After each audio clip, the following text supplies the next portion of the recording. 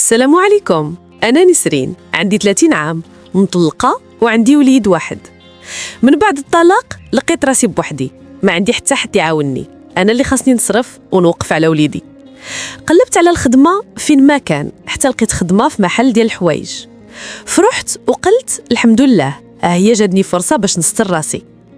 البداية في الأول كلشي كان مزيان، مول المحل كان كيضحك معايا وكيبان عاقل، وأنا مركزة غير على الخدمة، نبيع نرتب نضحك مع الزبناء. الناس اللي كيجيو يشريو كانوا كيعاودوا يقولوا لي الله يعاونك بنتي، باين عليك كتخدمي بنيتك. هضرتهم كانت كتعطيني شويه ديال القوه. ولكن مع الوقت بان الوجه الاخر ديال مول المحل، بدا كيهضر معايا على حياتي الشخصيه. علاش طلقتي؟ فين ساكنه؟ شكون كيعيلك؟ مره يقول لي انتي زوينه بزاف، ما خصكش تبقاي بوحدك، وانا كنقول ليه انا هنا غير على الخدمه الله يخليك. بدا يقرب بزاف مني، كل ما نكون بوحدي في المحل كيبغي يلمس يدي ولا يوقف حدايا. انا كنتهرب وما كنبينش، ولكن في داخلي كنت كنغلي. نهار اللي قلب حياتي سدينا المحل في الليل، بقى هو كيشوف فيا وقال لي شوفي نسرين، انا عجبتيني بزاف، حمقتيني يا الزين، نقدر نوقف معاك، نعاونك، نخلص لك الكرا، نعطيك اللي بغيتي، ولكن خاصك تكوني معايا. أنا تصدمت، ما عرفت ما نقول. جاوبته أنا مطلقة، ولكن ماشي معناها نرخي راسي، جاية نخدم ماشي نبيع كرامتي. ضحك وقال لي بلا بيا ما غاديش تبقاي هنا، أنا اللي نقرر في المحل.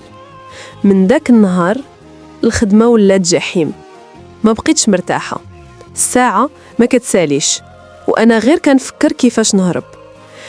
كنرجع للدار نبكي في الليل، كنغطي راسي باش ولدي ما يسمعنيش. مرة جا عندي ولدي وقال لي ماما علاش ديما عينيك حمراء؟ جاوبته أنا كنمسح دموعي غير عييت من الخدمة أولادي. القرار ديال الشجاعة.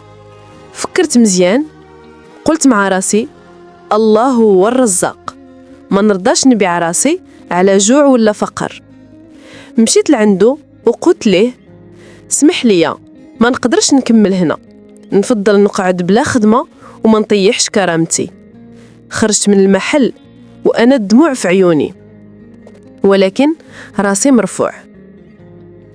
من بعد المحل بديت نقلب على خدمة أخرى، شوية في الخياطة، شوية في التنظيف، أي حاجة بالحلال.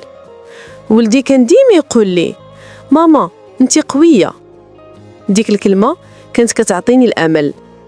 اليوم وأنا كنعاود قصتي ليكم عرفت حاجة واحدة، الفلوس كتجي وتفوت، ولكن الكرامة إلا مشات ما عمرها ترجع.